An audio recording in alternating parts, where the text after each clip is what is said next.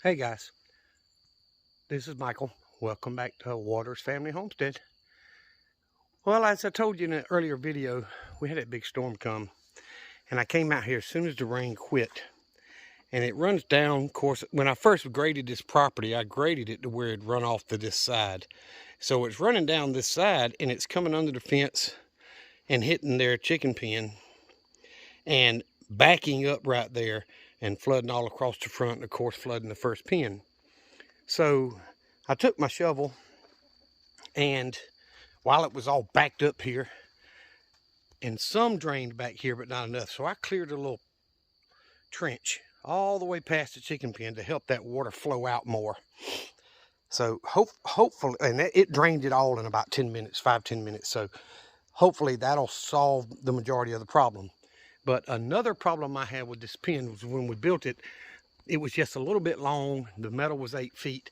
So I really didn't have an overhang back here. So what I've done today, and I know it's a little crooked, but it doesn't matter.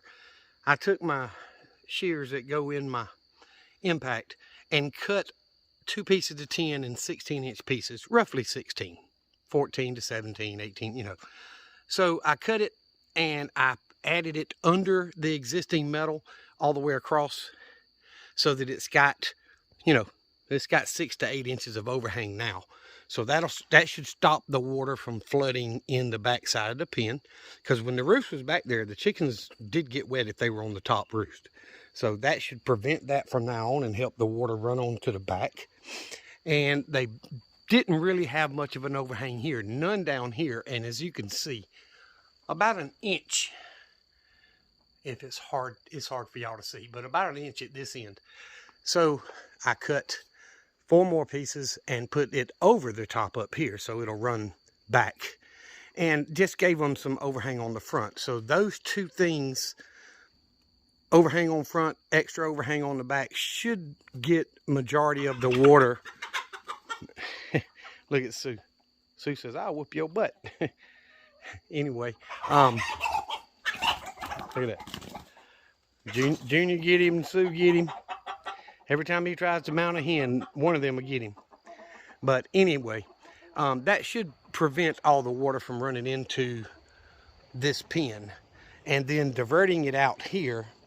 And I took one of those 12-foot pieces of telephone pole that I really have no use for that size. I got them for a guy and he decided he didn't need them.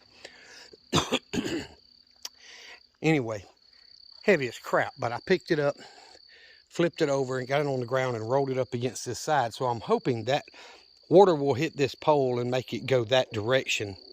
And even though I've got the telephone poles there, the water should be able to find a path, through, hopefully. So that'll divert the majority of the water from coming. And then it's going to run down this way and hopefully find that trench and go on past the chicken pens. With the overhang on both ends and the trench and the telephone pole diverting it, I think this pen will have a chance to dry out. We're supposed to get some more rain in a couple of days. We had the big storm this past weekend, and that's where I looked to see what I needed to do to stop it. So we've got a couple more days before the next storm front comes through. Now, by the time y'all see this, it may have already came through.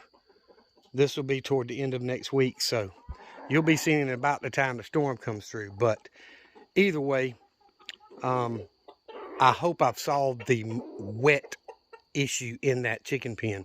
And if I have, if it stays fairly dry when this next rainstorm comes through, then I'm going to move the blue Orpingtons and Junior and the barnyard mix hens back to that pen, because it's a little bigger than this one, and this one's metal all the way around except for this front.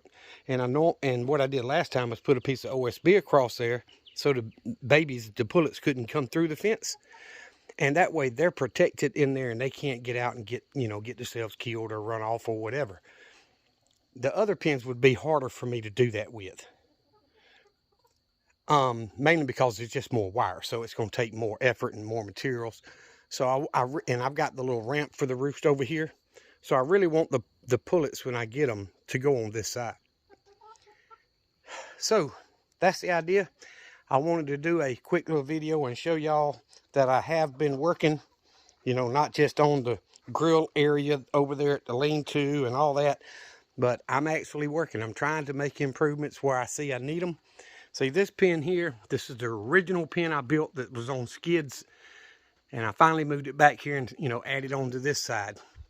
And it's got a someplace only about a 1/2 inch, but it's got a little bit of overhang all the way across the front, and it's got plenty on the back, like 4 or 5 inches, so that's plenty for a chicken pen. It doesn't have a flooding problem. So show y'all, I'm trying to be as prepared as I can, one, to continue to grow my flock, because, you know, when this next set of pullets that I get is old enough and starts laying eggs, about half of the hens that I've got here, and roosters, if I get any more in the next batch, will get butchered and put in the freezer, just like the last 9 did. But this time it'll be quite a bit more, since there's 19, you know. I'm probably going to do 9 or 10 the next time I butcher, and then I'll do 9 or 10 the time after that, and that keeps my rotation, so my flock stays young, and keeps the freezer full of protein for everybody. So I got to get my tools put up, put my ladder back up, and I'm going to call it a day.